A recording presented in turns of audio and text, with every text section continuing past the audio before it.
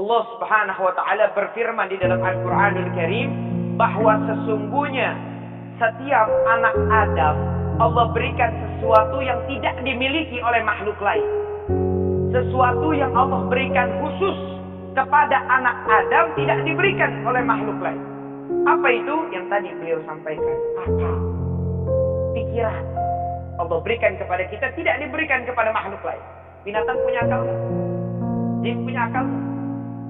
Khusus buat kita anak Adam diberikan oleh Allah Subhanahu wa taala akal. Makanya orang tidur, ya, orang tidur batal daripada wudunya. Kenapa? Hilang akalnya. Orang yang tidak berakal tidak ada syariat buat dia. Tapi orang yang berakal Allah tetapkan aturan-aturan untuk mereka. Makanya kalau pengen lihat orang berakal atau tidak, lihat jalanin atau tidak syariatnya Rasulullah SAW. Jadi kalau ada orang yang tidak menjalankan syariatnya Nabi, tanya punya akal atau tidak. Kalau nggak punya akal, jangan salahin. Itu kenapa? Ya memang tidak wajib. Oleh sebab itu Allah berikan kepada kita akal pikiran, akal sehat. Apalagi di zaman-zaman semacam ini, buat kita nih orang-orang Islam. Rasulullah SAW mengajarkan kepada kita. Ya makanya Nabi SAW punya satu sifat. Apa sifatnya Nabi yang istimewa? Zawil fatanah, cerdas. Gak mungkin seorang Nabi bodoh, gak mungkin. Nabi punya ciri khusus yang Allah berikan kepada Rasulullah SAW apa? Cerdas. Memiliki akal yang luar biasa dalam pemikiran dan kehidupan. Kita sebagai umatnya Rasulullah disuruh berpikir, mencontoh Nabi SAW bahwa kalau menjalankan sesuatu gunakan kita punya akal dalam kehidupan kita. Ya. Makanya ayat yang pertama kali turun Allah turunkan. Ya. Apa ayat yang pertama kali Allah turunkan? Iqra. Apa Iqra? Baca. Kenapa disuruh baca? Biar mikir. Biar mikir. Karena orang kalau nggak tahu belajar, begitu belajar masuk ke dalam pikirannya, baru dia paham. Jadi kita disuruh oleh Allah Subhanahu Wa Taala pertama kali yang kita kerjakan dalam kehidupan kita atau menjalankan sesuatu, berpikir sebelum melakukan sesuatu. Itu orang Islam yang diajarkan oleh Rasulullah SAW. Nggak bisa jalan seenaknya aja, jalan semaunya aja. Maka yang ada ujungnya juga nggak tahu. Awalnya aja nggak tahu, apalagi akhir disuruh berpikir. Cuman berpikirnya bukan asal mikir, bukan asal mikir, bukan asal berakal. Allah lanjutkan, Iqra bismi rabbika. Bacalah dengan menyebut nama Tuhan. Apa maksudnya? Silahkan berpikir, silahkan memikirkan sesuatu, tapi jangan lupa harus ada iman dalam berpikir. Gak bisa asal mikir. Kalau kita mikir cari duit, kita berpikir pakai akal kita cari duit, tapi nggak ada iman, segala hal kita ambil, segala hal kita keruk. Kenapa? Nggak ada iman. Makanya Allah ajarkan mikir boleh, tapi mikirnya tetap dengan kaidah dan dengan iman, sehingga jalannya lurus sebagaimana yang diajarkan Rasulullah SAW. Itu yang diajarkan kepada kita, bahwa kita disuruh menggunakan akal pikiran kita dalam kehidupan kita sehingga tidak menjadi orang yang salah jalan, salah tempuh. Naudzubillah min dzalik. Makanya kita gunakan pikiran kita. Nabi SAW adalah salah satu teladan buat kita dalam mencontohkan bagaimana kecerdasan dalam kehidupan kita. Nabi SAW kalau kita baca di dalam beberapa buku-buku luar negeri, ya, yang ditulis oleh ada beberapa profesor, di mana mereka mensifati Rasulullah SAW, mereka mensifati bahwa Rasulullah SAW punya 3 aspek kecerdasan dalam kehidupan yang ada di sosoknya Nabi SAW. Yang pertama, kecerdasan diri sendiri. Yang kedua, kecerdasan sikap. Yang ketiga, kecerdasan sosial. Itu 3-tiganya ada di dirinya Rasulullah SAW. Apa kecerdasan diri sendiri? Nabi SAW sosok yang mampu mengontrol daripada hawa nafsu, mengontrol daripada emosi, mengontrol daripada hal-hal, segala sesuatu selalu Nabi utamakan bagaimana Nabi menjalankan kehidupan tersebut. Ketika marah, Nabi tahu kalau yang dihina agamanya Nabi marah, tapi kalau yang dihina pribadinya Nabi nggak marah. Itu Rasulullah SAW bisa mengatur dalam aspek tertentu. Yang kedua, Nabi SAW punya sifat yang istimewa, cerdas dalam bersikap. Apa cerdasnya? Nabi bisa berlembut kepada orang lain. Nabi bisa santun kepada orang lain.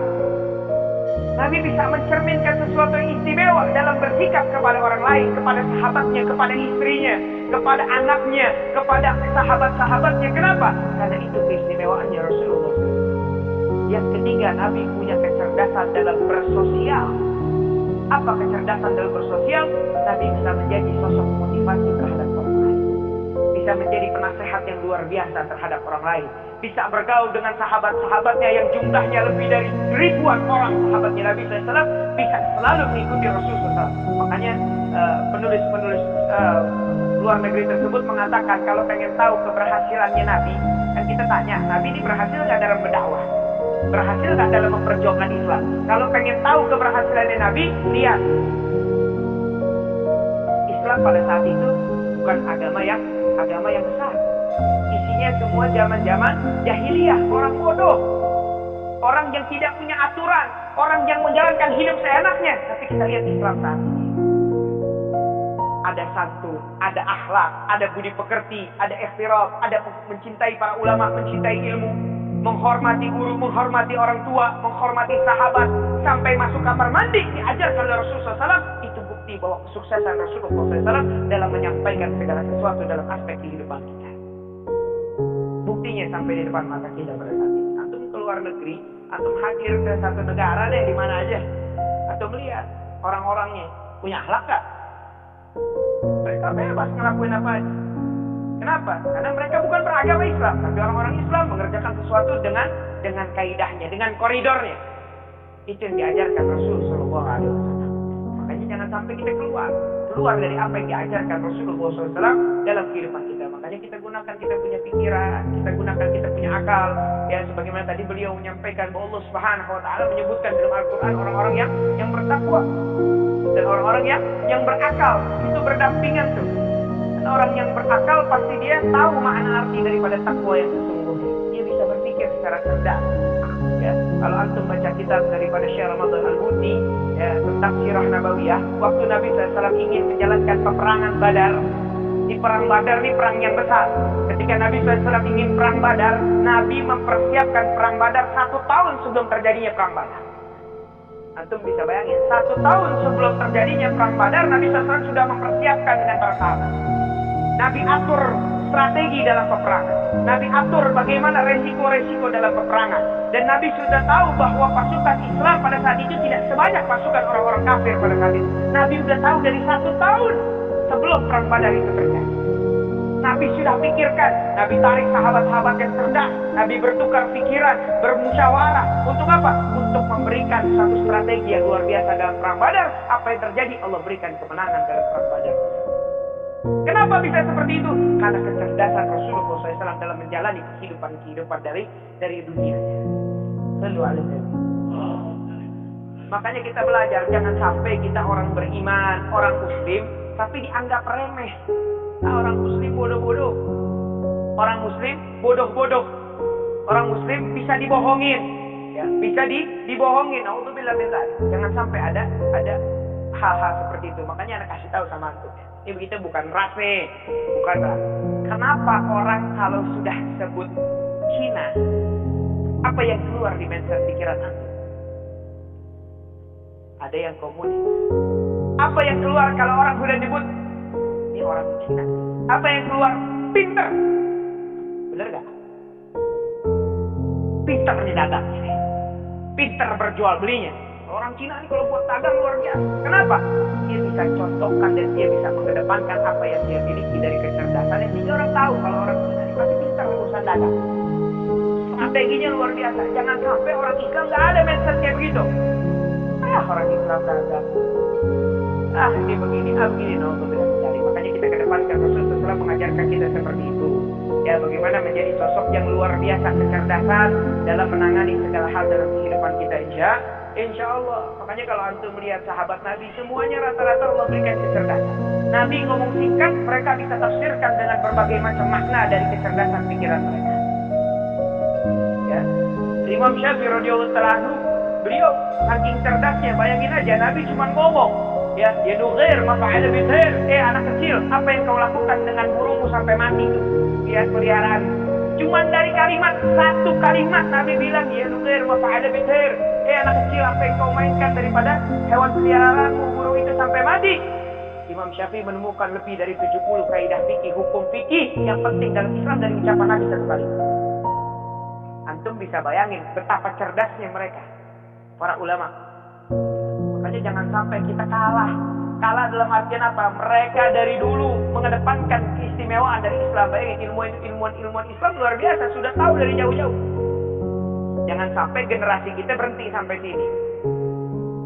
Jadi beliau bilang diombang-ambing. Ya diombang-ambing, zamannya diombang-ambing, betul. Tapi kita mudah-mudahan bisa mempertahankan apa yang dibawa dari salafus saleh. Beliau para ulama cerdas, nikmat, masya Allah. Beliau ajarkan kepada kita jangan sampai berhenti. Memang kita mau berhenti ada apa kata orang ikut aja dah. Jangan. Di Islam bukan apa kata orang.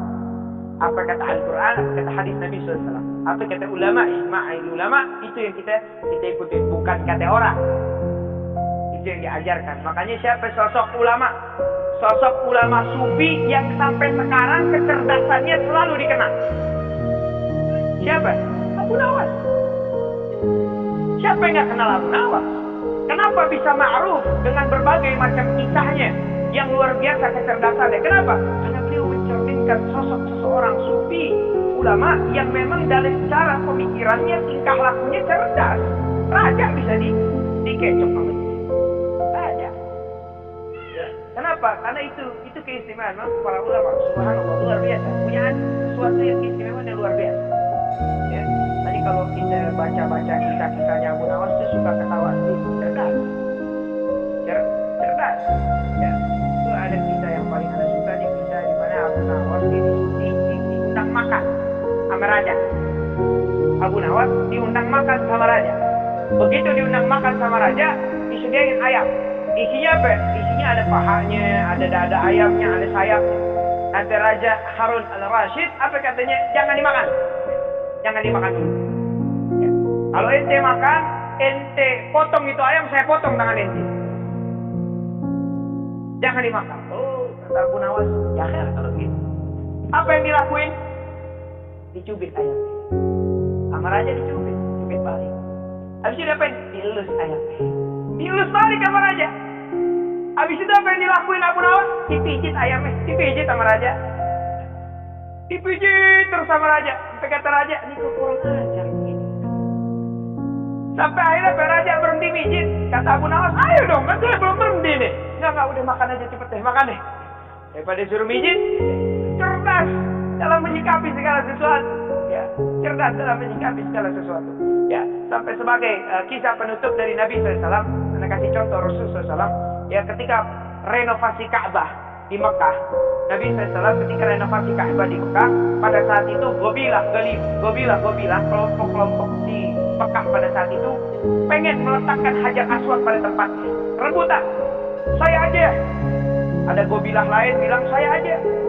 Ada pemimpin lain bilang saya aja yang letakin Hajar Aswad. Akhirnya apa? Mereka sepakat. Jangan. Gini aja. Siapa yang besok pertama kali datang ke Ka'bah? Gobilah mana aja yang pertama kali datang ke Ka'bah, dia yang pertama kali pindahin Hajar Aswad pada tempatnya, kembalikan Hajar Aswad pada tempatnya. Sepakat. Ya, kenapa nih ribut? Begitu datang pagi hari ternyata yang datang duluan Rasulullah SAW. Kaget ternyata Nabi SAW yang datang. Tapi mereka kira, alhamdulillah yang datang Muhammad. Kenapa bijaksana? Ya Rasulullah, ya Muhammad, ini kita pada rebutan nih pengen meletakkan kembalikan Hajar Aswad pada tempatnya. Sekarang engkau dah yang kembalikan nih Hajar Aswad pada tempatnya. Kata Nabi enggak, jangan saya yang mengembalikan. Loh gimana? Kalau yang lain nanti rebutan iri-irian. Kata Nabi jangan. Sekarang kalian semua punya selendang, tarik semua selendangnya sini. Ditarik semua selendangnya, pemimpinnya disuruh maju, selendangnya ditempelin ke Hajar Aswad. Lalu Nabi SAW bilang, ayo tarik, semuanya narik selendangnya, Hajar Aswad pindah. Kalian semua memindahkan Hajar Aswad. Tidak ada yang rebutan. Kebijaksanaan dan kecerdasannya Rasulullah SAW dalam menjalani kehidupan. Sallu alaihi wasallam. Makanya mudah-mudahan kita bisa meneladani Rasulullah SAW, kita bisa menghidupkan kehidupan Rasulullah SAW dalam kehidupan kita, dan kita mudah-mudahan dapat hikmah yang bermanfaat bahwa jangan sampai Ya, kita punya akal, pikiran kita bersarang laba-laba. Sarang laba-laba. Enggak dipakai. Kenapa? Ya dinikmatin aja. Nikmatin aja. Enggak pernah digunakan untuk berpikir segala sesuatu. Sampai kata seorang ulama bilang, orang Islam kadang nih mau mikir kalau diuji. Kalau udah diuji mentok baru mikir. Tapi nggak pernah tuh dia mikir di awal sebelum dia menjalankan. Tuh orang-orang Islam, mudah-mudahan nggak ada di kita. Amin. Nggak ada di kita. Amin ya Rabbal Alamin.